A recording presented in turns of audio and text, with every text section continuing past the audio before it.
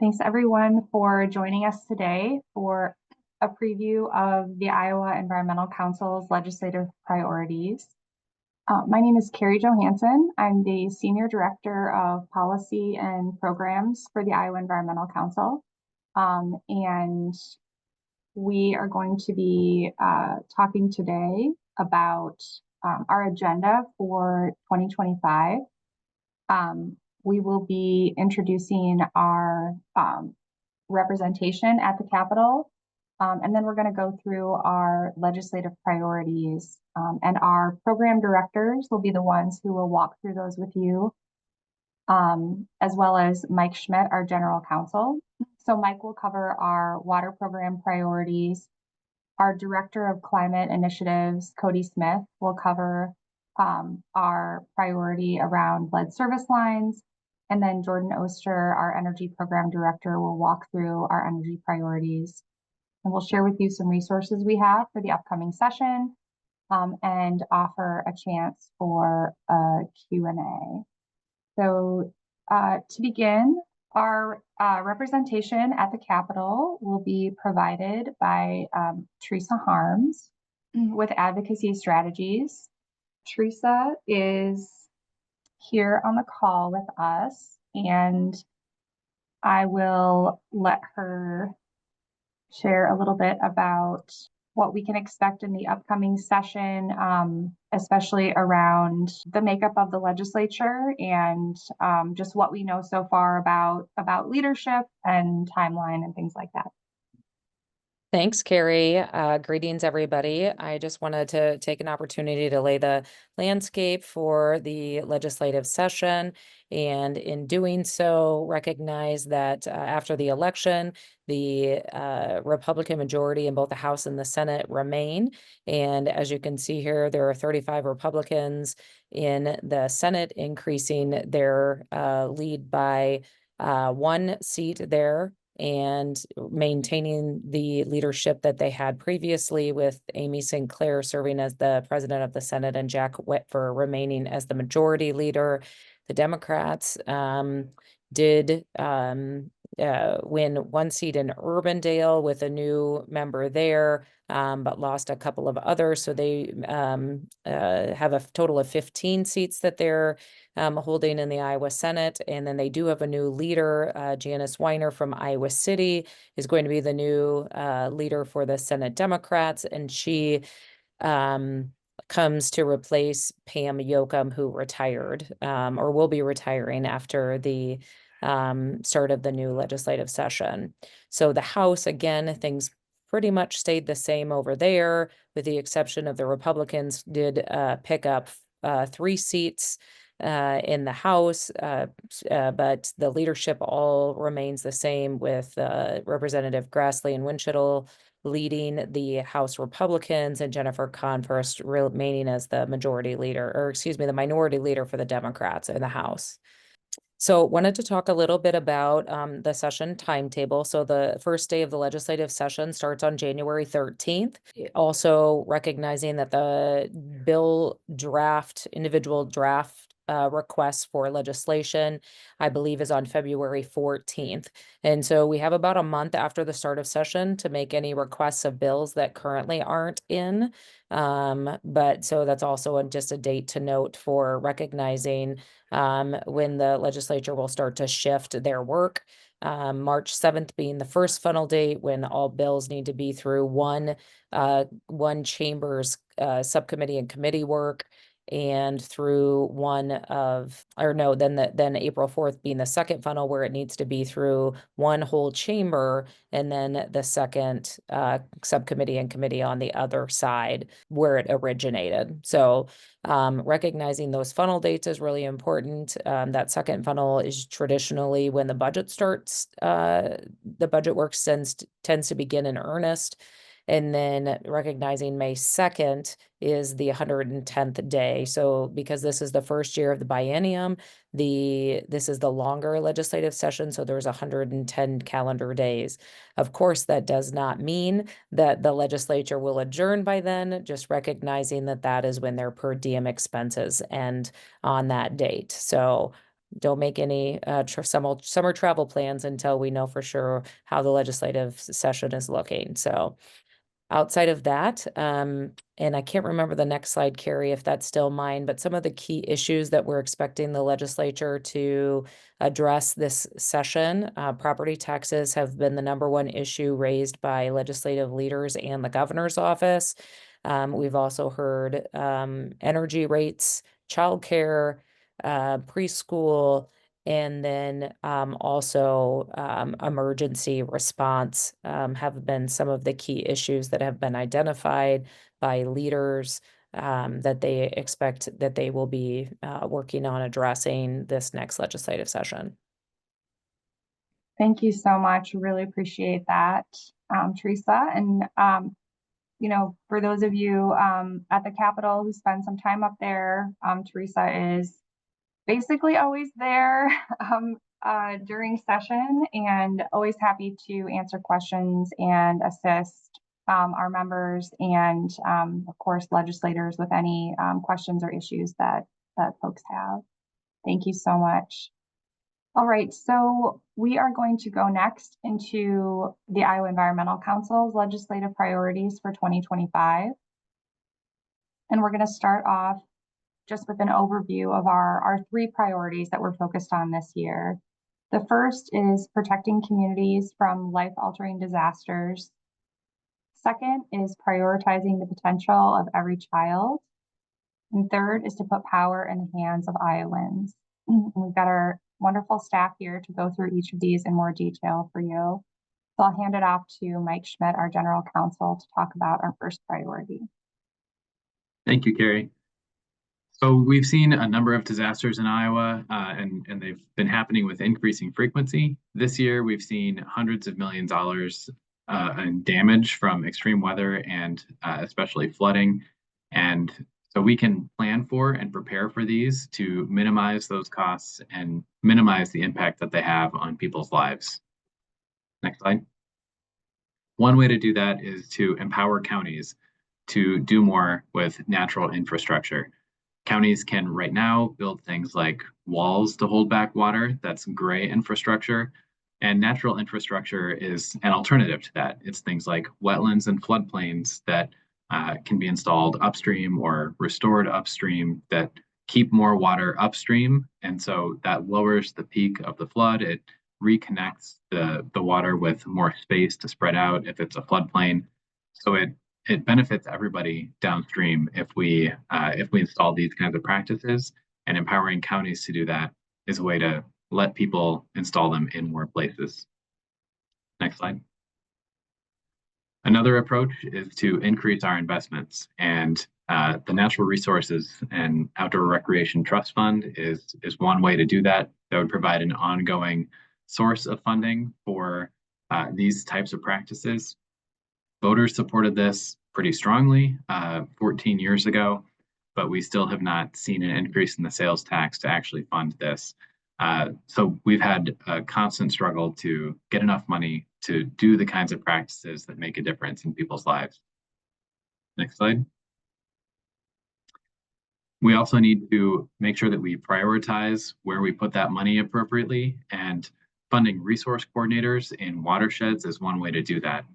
They can help develop plans to identify what's the most effective way to spend the money, identify vulnerabilities that need to be addressed, and make sure that we get the greatest return on our investment, the best bang for our buck when we're spending public money on these kinds of projects. It can also save people money in the long term, because if we are preventing the cleanup costs and the impacts by planning well and targeting money, we don't have to spend the money later after people's lives are disrupted. And with that, I will turn it back over. Thank you so much, Mike. I'll get our next slide going here, and I will turn it over to Cody Smith. Good morning, everyone. My name is Cody Smith, and I serve as the Director of Climate Initiatives here at the Iowa Environmental Council. Here, I'm going to talk about our next priority, which is prioritizing the potential of every child by removing the risk associated with lead service lines, which deliver water from a utility main to a home. We hope to support programs and funding that can facilitate the replacement of these service lines statewide. It's estimated that Iowa has over 100,000 lead service lines that need to be replaced by 2037, according to a new EPA rule. And this is an urgent problem. Some of the consequences that can be associated with lead service lines delivering drinking water to homes include the risk it causes for children. According to the CDC, more than half of children in the United States are at risk of lead exposure in their own home often, and it's often due to lead service lines. And it's also the leading cause of exposure to lead in drinking water to individuals all across the United States.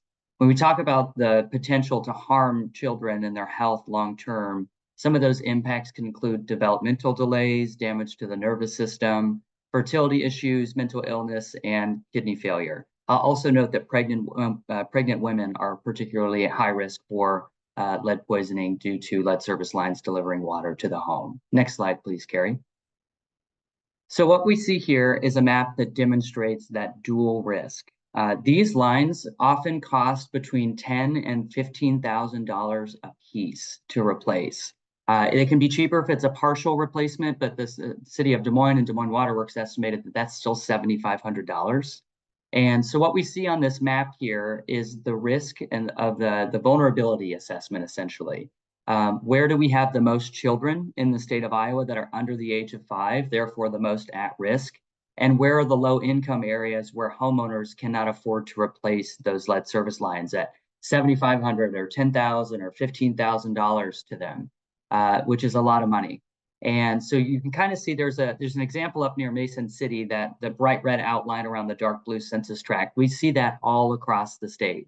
High levels of young children being in the community and therefore more vulnerable, and also being low income, meaning they have the least capacity to respond to this challenge. And so as we think about the priorities that we have in protecting children, protecting low income families from this challenge, this map is actually a way for us to look at, especially if you're a legislator on the call today, what your community looks like. This QR code in the bottom left will allow you to explore this map and put in your own address or a city in your district, and just explore where the risk and the vulnerability is for the people that you represent at the State House. Next slide, please. So as we mentioned, we want to support programs and funding that facilitate the replacement of these lead service lines all across the state, knowing that we have that 2037 deadline.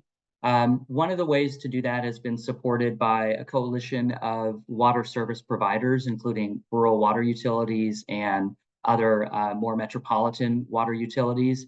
And that includes allocating $5 million per year in state funding to support the inspection of service lines at homes across the state, identifying if they are lead service lines that pose a risk to human health, particularly for young children and pregnant women, as we've discussed, and then get them removed over the next 10 years. So it'd be $5 million a year for the next 10 years. It's a huge problem. In fact, in just the city of Des Moines and the surrounding metro area, it's estimated that it's a $200 million problem. So it's a drop in the bucket, but every child or every family that's protected is a success story as far as we see it.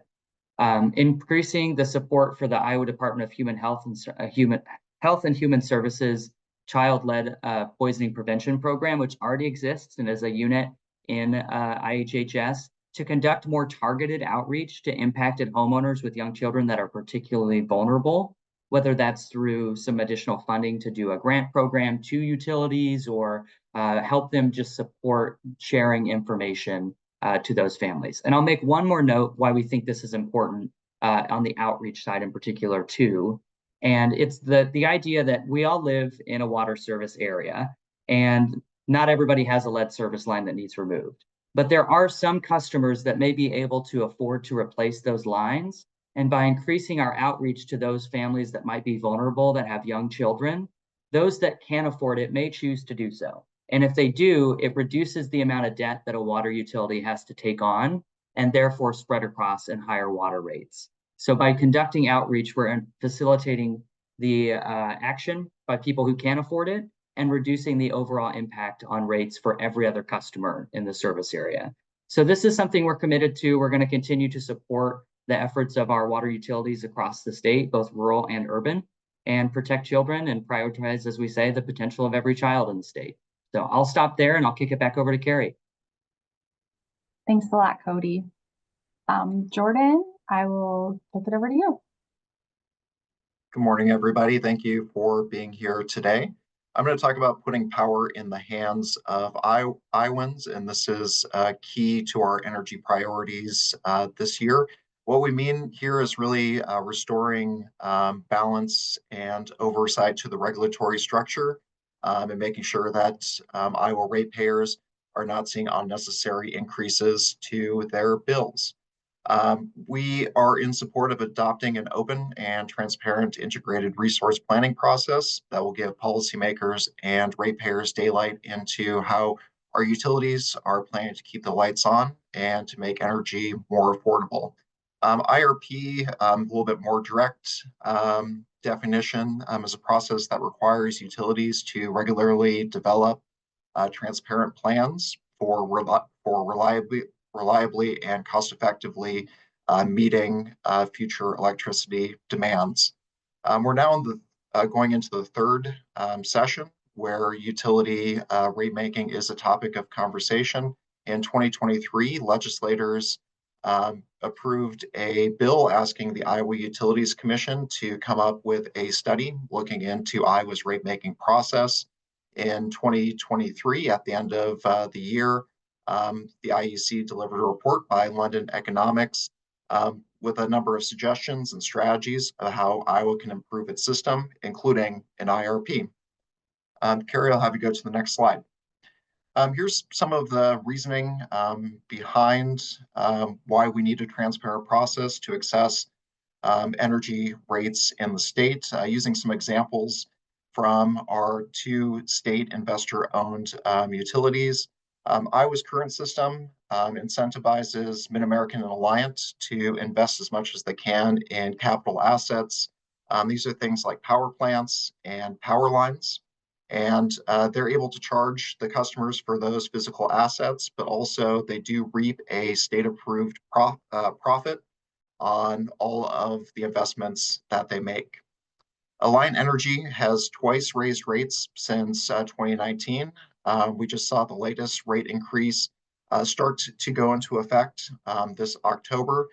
There was a 15% increase to small businesses, governments, Main Street businesses under this plan. The class of large energy users, industrial users, are seeing over a 12.5% increase, and residential customers are seeing a increase that's close to 6% on their bills. While Mid-American hasn't come in front of the Iowa Utilities Commission for a rate case in several years, they have been able to raise electric costs on consumers using different riders and fees that might not always be apparent on your bill, but those have added up to an 11% increase for commercial customers and a 22% increase for industrial customers since 2016. Finally, I think an IRP is something that's really important as we think about how we right-size our energy system for the future. There's a lot of conversation now about load growth coming into the states from large operations or data centers. But we also see that the state's largest utilities are serving electricity outside the bounds of Iowa. We do need to move electricity in and out of the state, but we see that 34% of the electricity that Mid-American produced in 2023 was being sold to other utilities. And we've seen a larger increase in what both Alliant and Mid-American are providing off system to what they're providing to their customers here in state. This slide focuses on energy burden in the state. If you want to, you can scan that QR code to get a closer look at this map. This is looking at census tracts in Iowa that are in the 90th percentile for energy burden.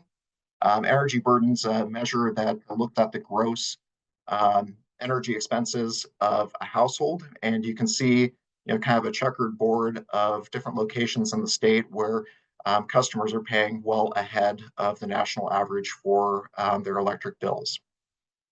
We'll have you go to the next slide. This is getting us back onto IRP.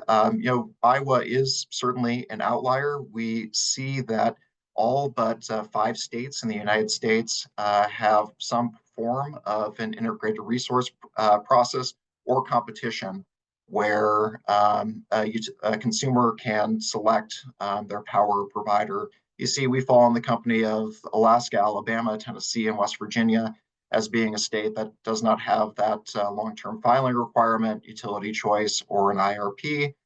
You see in other places, even with utility choice, that's often paired with some sort of regulatory planning process or filing. This is something that we can certainly look at for other states for good guidance on how these processes can fit, but it also shows that even with our Iowa model, we can still incorporate more accountability. Thank you. Thank you, Jordan. So I wanted to share just some resources and upcoming events that will be ongoing. So each year we revamp and relaunch our legislative portal, which can be found on our website under our Get Involved tab, I believe. And so the legislative portal, really, we hope to make it a one-stop shop for information that you need related to environmental policies that are moving through the State House during session. So typically, we will have there key information about our legislative priorities and process, as well as key items that a lot of our partners are interested in as well. We will include any active action alerts on that site, information about bills and the current status of bills. We hope to have an ongoing a bill tracker that Advocacy Strategies helps maintain for us that would be updated on sort of a real-time basis with the status of bills. And then just other advocacy tools for the benefit of our membership and folks who want to do research or have questions. We also like to post on there information about weekly legislative forums. So if you're interested in talking to your legislator about an issue on any given week, you can check and see if there's an opportunity to touch base in your local area.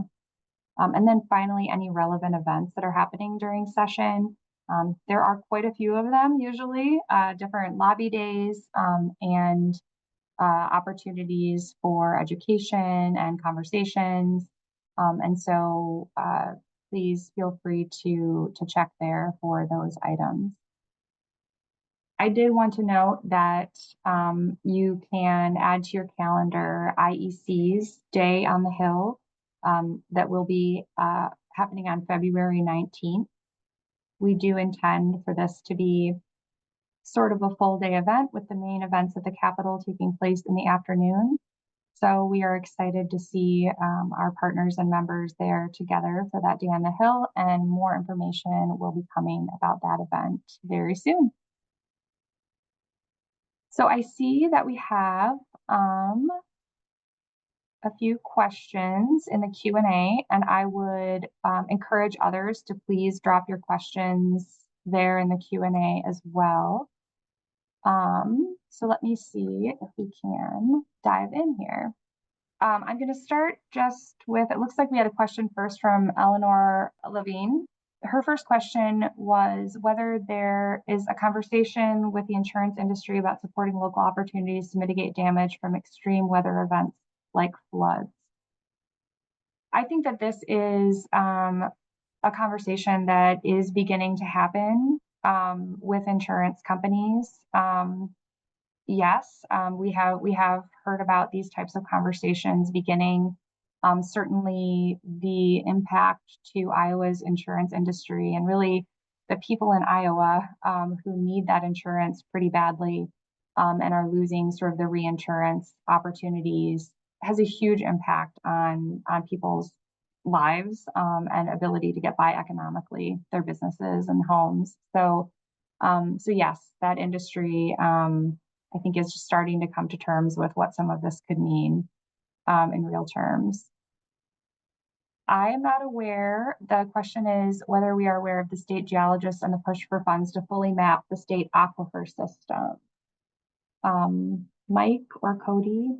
Yeah, so we did have a meeting, including the state geologist not long ago, and there will be a couple of different funding asks, I think, related to aquifers and monitoring and things like that that we expect to support. They're not our own IEC priorities, but we do support that work because we've been very concerned about water quantity and also the quality in aquifers, which is why IEC petitioned EPA to intervene to protect drinking water sources earlier this year. Thank you, Mike. And then Cody, go ahead with the question on lead service lines is around our mapping, which is focused on children and low-income folks. So you want to speak to the information we're still waiting for?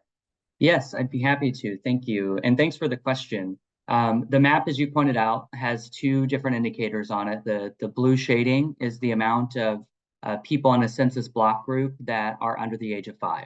So the highest percentage you'll see there is 26% in one of the communities across the state, but it goes, lower than that. But that's the high level. And then on the red outlines, those are the census block groups in which the communities over in a census block group, over 50% of the people that live in households there make an income, combined income, everybody in the household, less than or equal to 200% of the federal poverty level. So it's a very low income indicator. There is not a lot of publicly accessible yet data on where the lead service lines are at. I will share that the state of Iowa is in the process of compiling that information. They had a request out to all water utilities as a result of this EPA requirement to develop a lead service line inventory. And they had to submit that to Iowa DNR by October 18th. And we believe that they're compiling that at this point. Some utilities have chosen to make that data public. The only one I was able to identify for ArcGIS mapping purposes are actually in the map now, and it's for the city of Dubuque. So that one is in there. And as we discover other ones like Des Moines Waterworks or Iowa City, those are two others that have chosen to make it public, but it's just not available for the mapping component yet. We'll continue to add those in and share those with the relevant legislators as we kind of go through these conversations to make sure that folks can look in their community and see where that risk lines up. If you want to see what that would look like, potentially, you can look at the Dubuque example, and it does show that in the area with the most children under the age of 5 and a low-income area, one of the most in the community, that's where most of the lead service lines are at. And so it does illustrate that vulnerability pretty drastically. Thanks again for the question. Thanks a lot, Cody. All right. Another question from Kara Wormy. Thank you so much. Whether we can share more about green versus gray options for flood mitigation and the cost to install and maintain those and how it could vary, and then effectiveness between the two approaches. Yeah, I can speak to this a little bit. So the options are very place specific. So it depends on your situation basically, because the green infrastructure like wetland restoration needs to happen upstream in the watershed, and so that kind of process would not be necessarily if you're in Cedar Rapids where there was severe flooding in 2008. The work for wetland restoration needs to be upstream and floodplain mitigation needs to be upstream. But there can be multiple benefits from that. And so it depends on the particular places where you can put the natural infrastructure, where you have landowners who are willing to participate. So they can have a big effect, but they can sometimes be paired with the gray infrastructure as well. By reducing the flood peak, then your flood walls can be more effective because they won't be overtopped. So it's a very place specific question. So I don't have kind of an overall number. I do know the Union of Concerned Scientists recently came out with a report finding that wetlands in Iowa provide, I think it's $477 million in value per year, because they provide all these benefits, including flood benefits. Thanks, Mike. We will definitely be talking more about that. I think that if you look at our three water focused priorities, they're really very connected to one another as sort of a set of priorities that are mutually supportive.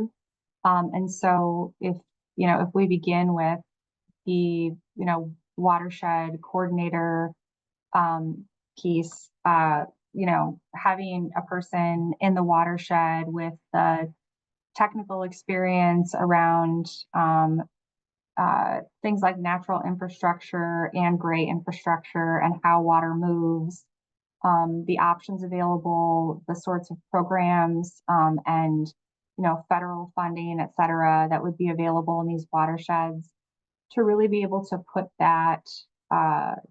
those practices where they are most effective so that they can complement one another, hopefully without causing issues for then the next community downstream, which I think is something that, people are becoming increasingly aware of, the importance of being able to plan, from one watershed to the next, and connect those elements.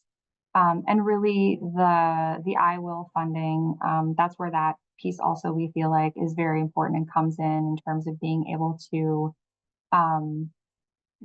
put into that funding, if it is put in place, this coordinator purpose, and having a watershed coordinator to be able to really impactfully implement these overall plans that utilize, all of the cost-effective solutions within watersheds.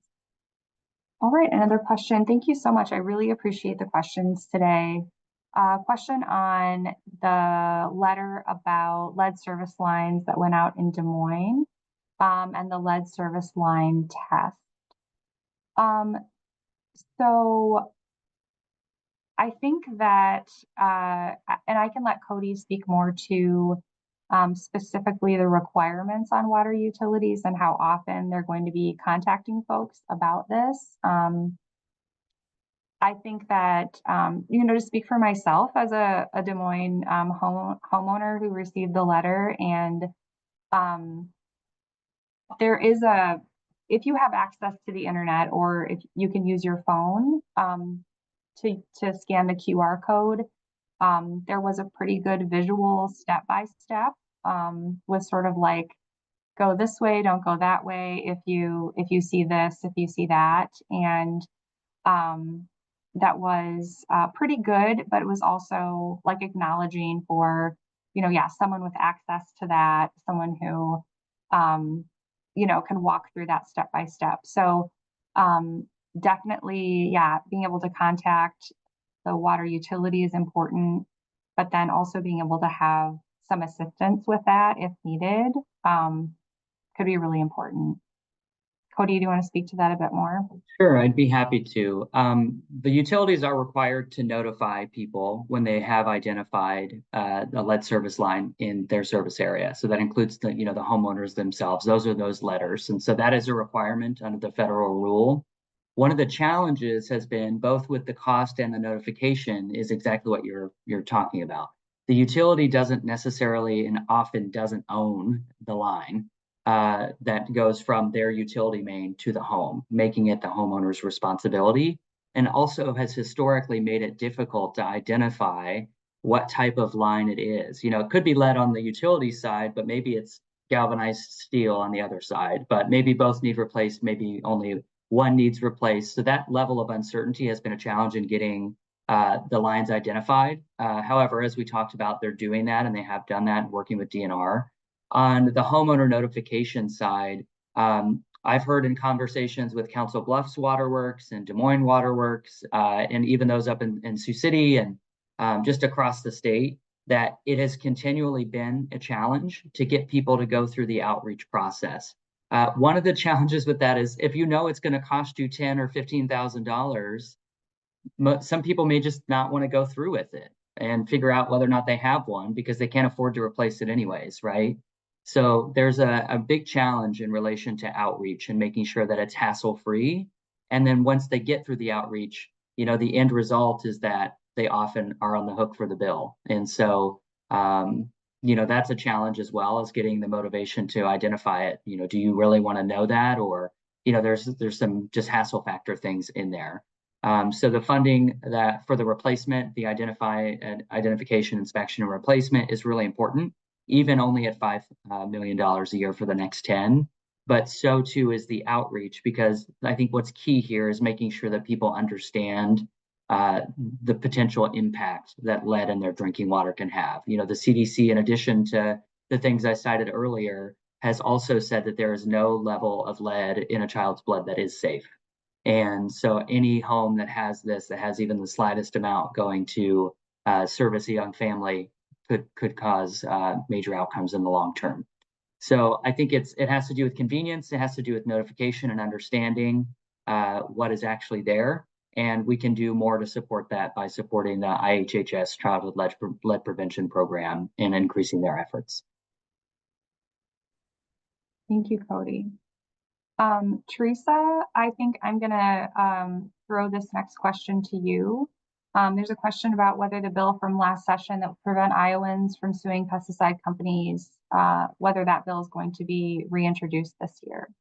Yeah, thanks for the question, Carrie. I did actually have an opportunity to meet with Senator Driscoll yesterday, and she indicated that that continues to remain a priority for her and her committee, so that she expects that will be coming forward and through the Senate. So now that, as everybody probably knows, that bill did not pass the House last year. They did not have the votes to move that forward, and so we shall see whether or not that is the case as the legislation makes its way through. I think the other thing is there's been a lot more organizations that are engaging on that legislation. Last year was the first year that it was introduced and started making its way through the process. And so there had been a lot more, particularly health focused organizations that are engaging on this issue in particular. So I don't think it's going away, and we'll see how far it goes. I would also say that last year was introduced in 4 states across the country. This year it's expected to be introduced in all 50 states. Thank you, Teresa. And IEC, I believe last year, do you know what our registration was on the bill? Yeah, we registered against the bill and have been meeting and talking with folks in the interim about the bill, anticipating that it would be reintroduced in 2025. Thank you. All right, a little kind of strategic crystal ball question here. And open it to anybody who feels like talking about it. But Dave is wondering if the prospect of the legislature addressing property taxes, lowering property tax rates, along with the potential move to a flat income tax, potentially raises the prospect of increasing the sales tax to fund IWIL. Anyone want to prospect on that one? I'm happy to. Yeah, the state will need revenue from somewhere, and so if we are cutting revenue from other sources, eventually there may be a sales tax increase. I don't know that it would be in 2025, but it's possible, and under the Constitution, that would require some of the money to go toward the trust fund. Yeah, I would be a little cheekier and say that I don't think it makes it less likely. I think that, all the things that Mike just discussed definitely don't hurt IWIL's chances. And it would be the first 3/8 of that first cent that would be constitutionally required to be put towards the fund. So maybe ask your legislator about that and see what they have to say. The only thing I would add to that is, in conversations with Senator Dawson in particular, that was always part of the initial goal of reducing the income tax, was to counter that, knowing that they would need revenue. So that was the initial proposal, was to increase the sales tax, and we saw a complementary bill when the first income tax bill was moving through the process, that there provided other options for revenue generation, that it did include the sales tax. And in conversations with him over the interim, that was still something that he would like to see, or that he knows they need to consider as they're looking at further tax reductions. Yes, that's one where we definitely hope people will talk to their members about making that a part of if a tax reform package is moving. And I think particularly we'd love to build up more support for that on the House side. But with Senator Dawson's leadership on the Senate side, that's fantastic. But anyone you can talk to about that, always good. So Representative Kurth is asking about, a local water official said that an additive in the water can prevent lead from leaving the pipe and contaminating water. Is this at all effective, or just to keep consumers happy? Mike, I'll ask you to share any info that you might have on this. I am not a chemist or a water utility professional, so I can't necessarily say for certain the effectiveness of something like this. I do know that similar treatments do exist for use across the country. I was just doing a quick search as I pulled this up for orthophosphate is one that comes up quite a bit. I'm not sure the efficacy. I do know that part of the leaching process of lead service lines into water indicates corrosion of some sort. And so therefore the line itself, the integrity of the line, being able to deliver it at the appropriate pressure could eventually be a challenge. Even looking through the Dubuque inventory that I looked through, the earliest line I saw was installed in 1899. And I thought that was really fascinating, with several dozen of them being from the 1920s. I can imagine in the city of Des Moines or even Cedar Rapids or other cities just all across the state. I know Sioux City's got some quite old ones as well. That structural integrity is also an important thing to be able to maintain the appropriate pressure for safety. And so I would just say that, if it is a fix, it'd probably be a short-term one. Yeah, from conversations with Des Moines Waterworks, they shared that, like Cody mentioned, corrosion is the key problem for lead, because if the service line has lead and it is corroding, then the lead is getting into the water. So the pH of the water needs to be kept high enough that it is not corroding, and instead is very slightly scale forming. So over time, those the scaling in the water would gradually kind of shrink the space inside the pipe, but it means that you're not eating away at the pipe like you would if you were corroding the pipe. And in Flint, part of the issue was that they had a pH of 7, thinking that was neutral, but that was actually corroding the pipes in Flint. Des Moines Waterworks aims to keep its pH level closer to 9 so that it is not corroding the pipes. So there are additives to change the pH to prevent that corrosion. I don't know if there are other additives that can prevent corrosion or reduce the release of lead from pipes other than changing the pH. Yes, I think in general, lead pipes do, water utilities work to reduce this risk of the existing lead pipes causing, widespread problems. But the risk still exists, as was demonstrated in Flint, as long as these lines are, in the ground and delivering service. And so, humans make mistakes, and things can happen. And it's not a risk that's really worth leaving in the ground in our state for the long run. So we're really interested in addressing that. we, you know, we do think water utilities are doing a good job at keeping the drinking water safe. And we think that, you know, it's a good water source. But this issue, you know, we need to reduce the risk of things happening. Is that accurate, Cody? Would you say that I summed that up okay? Yeah, absolutely. I would just add, you know, the federal rule that requires removal by 2037 is requiring removal for those reasons. That this is a recognized health risk, as we all saw in Flint, but also you see in Jackson, Mississippi, and other communities across the country. That especially older homes. I believe the standard that the state of Iowa uses is like pre-1980 is at risk, but the federal indicator is 1960.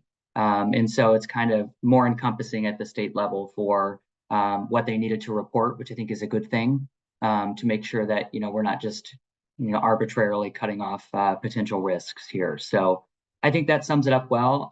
They are federally regulated to make sure that the water they produce is safe.